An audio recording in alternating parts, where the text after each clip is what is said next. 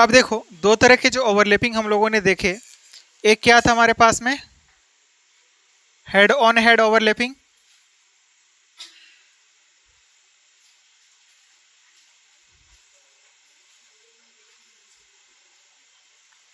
और दूसरा क्या था बताओ, लेटरल या फिर साइड वाइज ओवरलैपिंग। लेटरल और you can say side wise, और you can say parallel overlapping.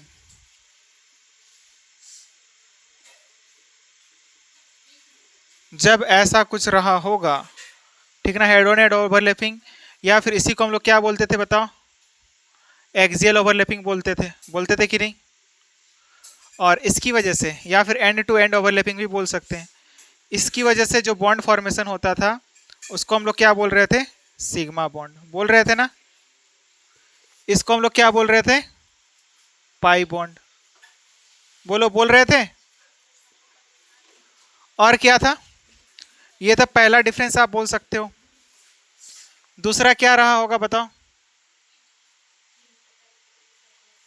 Overlapping zone की बात कर सकते हैं कि सिग्मा बॉन्ड में ओवरलैपिंग जोन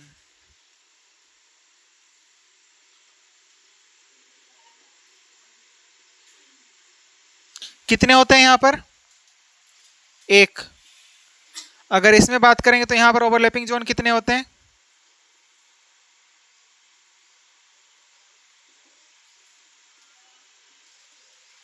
यहां पर होते हैं 2 रहे होते हैं।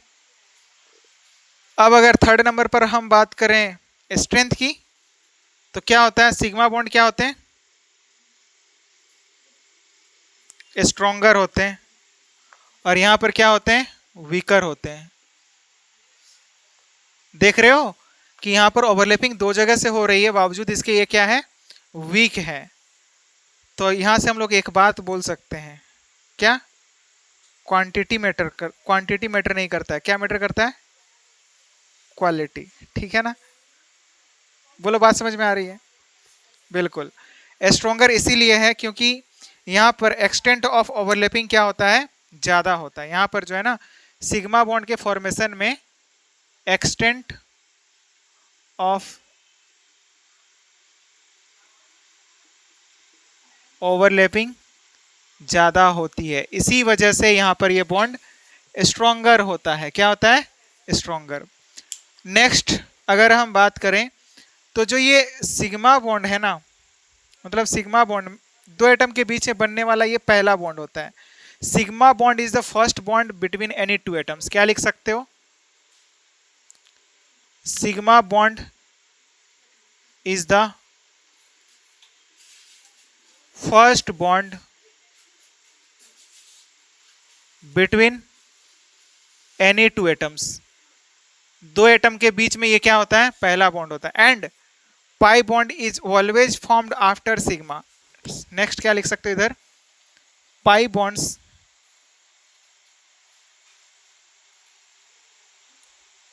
Always formed after sigma.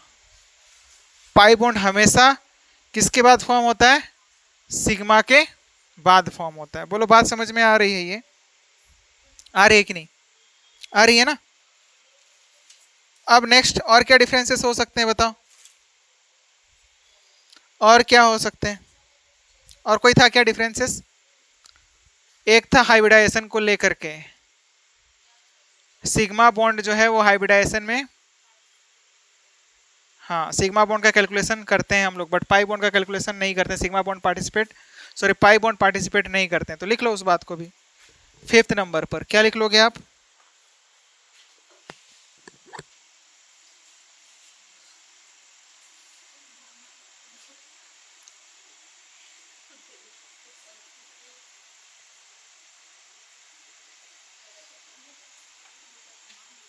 Sigma bond participate in hybridization, whereas जो हमारे पास में पाई बॉन्ड्स हैं,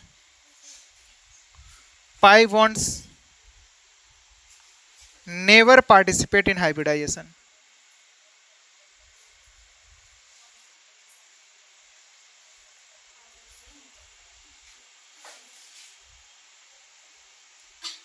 या फिर हाइब्रिडाइजेशन के कैलकुलेशन करते वक्त हम लोग पाई बॉन्ड का कैलकुलेशन नहीं करते हैं, क्योंकि पाई बॉन्ड किससे फॉर्म होता है?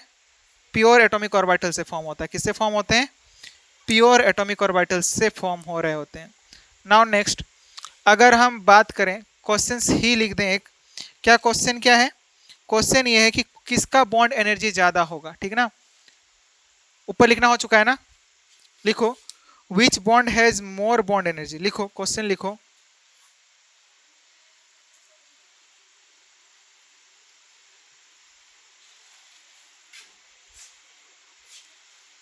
Question is what?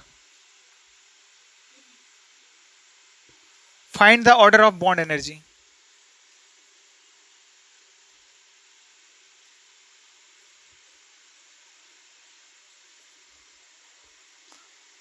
Bond energy किस पर डिपेंड करता है बताओ तो? बॉन्ड लेंथ पर ना। जैसे कि HF है, HCl है, HBr है और HI है, तो बताओ बॉन्ड एनर्जी का ऑर्डर क्या होगा? सबसे ज्यादा किस में होगा? सबसे ज्यादा HF में नहीं होगा क्या? होगा ना, क्योंकि यहाँ पर 1s है और यहाँ पर 2s के बीच ओवरलैपिंग हो रही है। यहाँ पर 1s है और यहाँ पर 3s के साथ में ओवरलैप कर रहा है, सॉरी 1s और 2p, p ऑर्बिटल रहा होगा ना खाली। क्लोरीन के पास क्या रहा होगा? 3p रहा होगा। ब्रोमीन के पास क्या रहा होगा? 4p रहा होगा। और आयोडीन के पास क्या रहा होगा? 5p रहा होगा। तो बताओ साइज बढ़ते जा रहा है तो एक्सटेंट ऑफ ओवरलैपिंग क्या होता जाएगा? घटता जाएगा ना। मतलब साइज इफेक्टिव ओवरलैपिंग कहां पर देखने को मिलेगी?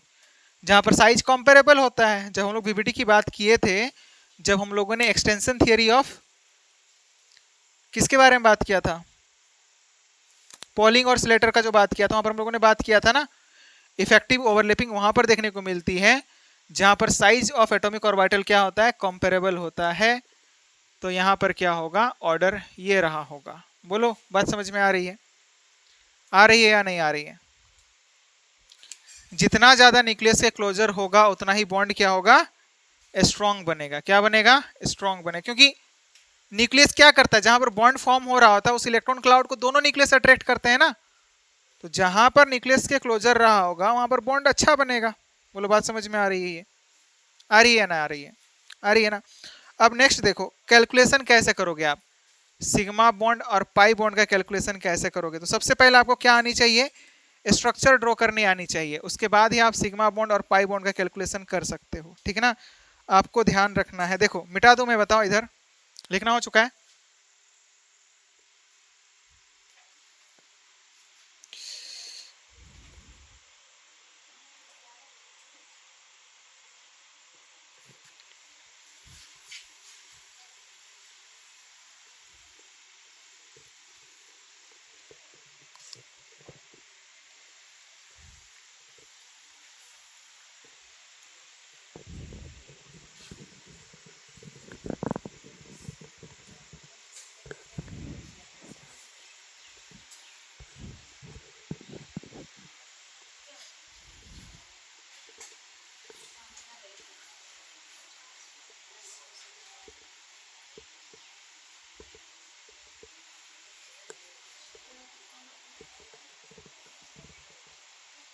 Find the number of sigma and pi bonds. क्या लिखोगे आप? Find the number of sigma and pi bonds. How will you calculate the number of sigma and pi bonds? और इसके लिए जो है आपको क्या आना चाहिए? एक्सपेंड आना चाहिए। क्या आना चाहिए? एक्सपेंशन करने आता है आपको मॉलिक्यूल का। आप वहां पर बॉन्ड रिप्रेजेंट कर सकते हो, एक्सपेंड कर सकते हो। जैसे कि ऑर्गेनिक केमिस्ट्री में हम लोगों ने डिटेल में डिस्कस किया था इसके बारे में। सबसे पहले आपको क्या आनी चाहिए? एक्सपेंड करने आनी चाहिए। अगर आपको एक्सपेंड करने आती है तो आप क्या कर सकते हो? सिग्मा और पाई बॉन्ड का कैलकुलेशन इजीली कर सकते हो। जैसे कि यहाँ पर आपको वैलेंसी का ध्यान रखना होता है। यहाँ पर अगर हम बात करें एटम से एक तरफ लिखें और दूसरे तरफ उनका जो जनरल वैलेंसी है वो वैलेंसी क्या रहा होता है उसकी बात कर लें। वैलेंसी क्या रहा होता है? हाइड्रोजन की बात कर लें या फिर जितने भी हमारे पास में क्या है हेलोजन से, फ्लोरीन हो गया, चाहे क्लोरीन हो गया, चाहे ब्रोमीन हो गया, चाहे हमारे पास में आयोडीन हो गया, इनका वैलेंसी कितना होता है? 1 होता है। तभी तो इनको हम लोग क्या बोलते हैं? मोनोवैलेंट बोलते हैं। क्या बोलते हैं? मोनोवैलेंट। और अगर सल्फर रहा होगा, ऑक्सीजन रहा होगा, तो ये क्या होते हैं? 2 बॉन्ड का फॉर्मेशन करते हैं। तो इसी वजह से इनको हम लोग क्या बोलते हैं? डाईवैलेंट या फिर बाईवैलेंट बोल सकते हो। क्या बोल सकते हो? बाईवैलेंट या फिर डाईवैलेंट। और इसके बाद अगर नाइट्रोजन रहा होगा, तो नाइट्रोजन जनरली कितना बॉन्ड फॉर्म करता है? 3 बॉन्ड। जनरली क्या 3 ही बॉन्ड फॉर्म करता है ये मैक्स। और चौथा बॉन्ड अगर फॉर्म करेगा तो फिर वो अपना लोन पेयर ऑफ इलेक्ट्रॉन दिया होगा, नाइट्रोजन पर क्या आएगा? पॉजिटिव चार्ज आएगा। ठीक है ना? तो देखो यहाँ पर क्या रहा होता है? 3 बॉन्ड फॉर्म करेगा तो ये क्या रहा होगा? ट्राईवैलेंट। और जो कार्बन रहा होता है, कार्बन की वैलेंसी क्या रही होती है? 4। कार्बन की वैलेंसी क्या रही होती है? 4। यानी कि इसी को हम लोग क्या बोलेंगे? टेट्रावैलेंट। क्या बोलेंगे? टेट्रावैलेंट। अब देखो आप निकाल सकते हो number of sigma and pi bond. जैसे कि अगर H2O की बात करें तो H2O में सबसे पहली बात बताओ कि सेंट्रल एटम कौन सा होगा? जो सबसे कम एटम रहे होते हैं, ऑक्सीजन रहा होगा। ऑक्सीजन है और इसके साथ हमारे पास में 2 बॉन्ड हमने अटैच कर दिए कुछ इस तरह से, हो गया ना? और बाद बाकी 2 लोन पेयर ऑक्सीजन के पास प्रेजेंट रहे होंगे, है कि नहीं? तो कितने यहाँ पर सिग्मा बॉन्ड है? सिग्मा बॉन्ड है यहाँ पर 2। सिग्मा बॉन्ड कितने हैं? 2 है। क्या पाई बॉन्ड है यहाँ पर? जी नहीं, बिल्कुल भी नहीं है पाई बॉन्ड। अगर हम सेकंड क्वेश्चन की बात करूं, सेकंड क्वेश्चन के बारे में बात करूं तो फिर क्या है? NH3 है। नाइट्रोजन है, नाइट्रोजन ने क्या किया है? 3 बॉन्ड फॉर्म किया है। और इसके बाद नाइट्रोजन के पास कितने अब इलेक्ट्रॉन बचे हुए हैं? 5 इलेक्ट्रॉन होते हैं ना टोटल वैलेंस इलेक्ट्रॉन। तो यहाँ पर 2 इलेक्ट्रॉन बचे हुए हैं जो कि बॉन्डिंग में पार्टिसिपेट नहीं किए, जो कि किस फॉर्म में रहेंगे? लोन पेयर के फॉर्म में रहेंगे। तो ये क्या कितने सिग्मा बॉन्ड हो गए? इसी को हम लोग सिग्मा बॉन्ड बोलेंगे, 3 सिग्मा बॉन्ड्स। नेक्स्ट क्या हो सकता है? C2H2 की बात कर लूं मैं। क्या? C2H2 की बात कर लूं। कार्बन के केस में हम लोग को क्या करना है? कार्बन को पहले सिंगल बॉन्ड से अटैच कर दो, फिर हाइड्रोजन को क्या कर दो? आप डिवाइड कर दो, और फिर एक एक हाइड्रोजन दोनों में डिवाइड हो जाएगा। इधर एक हाइड्रोजन और इधर एक हाइड्रोजन। अब कितना बैलेंस कंप्लीटेड है? 2-2 मतलब कंप्लीटेड है। तो फिर क्या होगा? और 2 इनकम्प्लीट है, तो फिर हम लोग कहाँ लगाएंगे? इन 2 कार्बन के बीच में लगेंगे। 2 एटम के बीच में एक ही सिग्मा बॉन्ड होता है, यानी कि यही आपके पास में सिग्मा बॉन्ड होगा। यही क्या होगा? सिग्मा बॉन्ड होगा। एक ही सिग्मा बॉन्ड होगा, बाद बाकी क्या होंगे? पाई बॉन्ड्स होंगे। ठीक है ना? बाद बाकी क्या होते हैं? पाई बॉन्ड्स होते हैं। 2 एटम के बीच में एक ही सिग्मा बॉन्ड होता है, यही क्या है? सिग्मा बॉन्ड है। बाद बाकी क्या हो जाएंगे? Pi bond. ये भी पाई है, ये भी पाई है। तो बताओ सिग्मा बॉन्ड कितने हो गए? इधर 1 इधर 2, तो कितने हो गए? सिग्मा बॉन्ड 3 हो गए। और पाई बॉन्ड कितने हो गए? पाई बॉन्ड कितने हो गए रे? 1 कौन 1 बोल रहा रे? 2 ना? 2 है। ठीक है ना? ऑर्गेनिक केमिस्ट्री में इतना डिटेल में डिस्कस किया था सिग्मा बॉन्ड और पाई बॉन्ड के कैलकुलेशन के बारे में। ठीक ना? इसमें गलती नहीं होनी चाहिए। जैसे कि अगर नेक्स्ट बात करूं मैं, नेक्स्ट क्या है? CH3COOH। क्या है?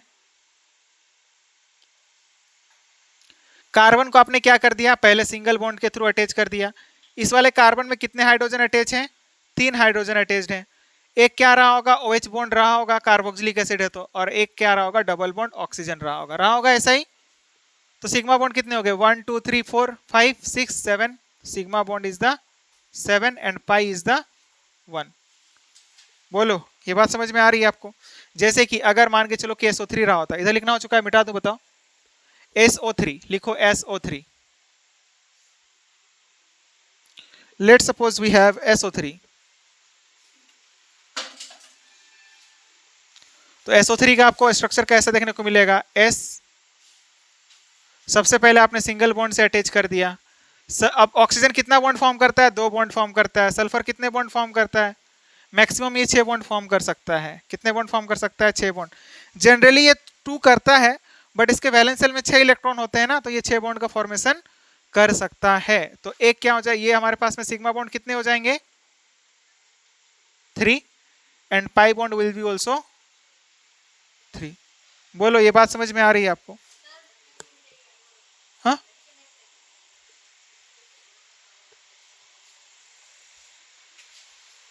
मुझे कैलकुलेट करके बताओ कि H2SO4 और C6H6 और CCN का होल 4, इसमें नंबर ऑफ सिग्मा और पाई बॉन्ड्स कितने होंगे? कौन कौन सा स्ट्रक्चर बोला?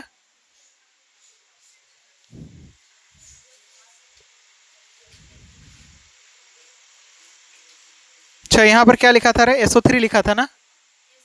लिख लिया ना? नेक्स्ट देखो अब H2SO4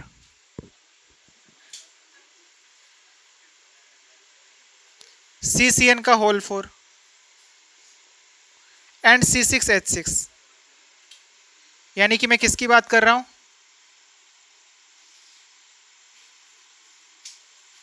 बेंजीन की बात कर रहा हूं, है ना।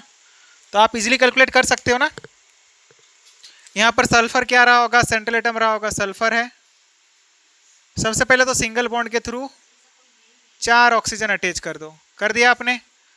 हाइड्रोजन किससे अटैच्ड होगा, इस ऑक्सीजन से, यहां पर अटैच कर दो, आप यहां पर अटैच कर दो। सल्फर मैक्सिमम 6 बॉन्ड बना सकता है और ऑक्सीजन 2 ही बॉन्ड बना सकता है, ठीक है ना। तो इस तरह से हमारे पास में क्या होगा, ये बनेगा, जनरली हमारे पास में ये रहा होगा। तो अब देखो यहाँ पर सिग्मा बॉन्ड कितने बन रहे हैं, 1 2 3 4 5 6 हो गए ना, 1 2 3 4 5 6। तो सिग्मा कितने हैं, 6 हैं, एंड पाई कितने हैं, 2 हैं।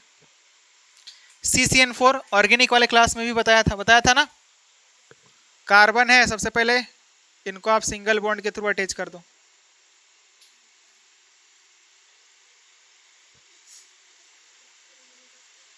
कर दिया।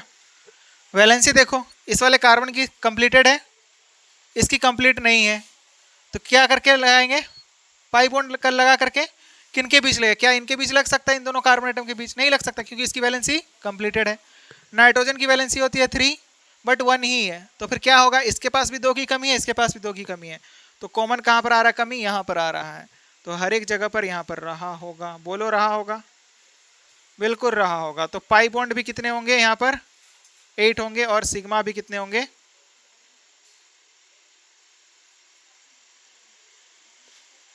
इसमें बता दो। पाई तो डायरेक्टली दिख रहे हैं ना, ये वाला पाई बॉन्ड है। सिग्मा सॉरी, सिग्मा कितने, 1 2 3 4 5 6 और 6 हाइड्रोजन, कितने हो गए, बस खत्म। तो इस तरह से हम लोग सिग्मा और पाई बॉन्ड का कैलकुलेशन करते हैं। नेक्स्ट क्लास में हम लोग डिस्कस करेंगे कि हाइब्रिडाइजेशन जो होता है ना, मतलब VBT का फेलियर क्या रहा और हाइब्रिडाइजेशन क्यों आया, उसके बारे में हम लोग नेक्स्ट क्लास में डिस्कस करेंगे। और पी पाई डी पाई बॉन्ड क्या होता है, उसको कैसे कैलकुलेट करते हैं, उन सब के बारे में भी हम लोग नेक्स्ट क्लास में देखेंगे, उसको देख लेंगे। और उसके बाद हम लोग limitations of VBT and next हमारे पास में फिर हाइब्रिडाइजेशन, ठीक है, हाइब्रिडाइजेशन, और उसके बाद में फिर वेस्पर थ्योरी। ठीक है, क्लास में कोई डाउट है क्या, okay, see you in the next class.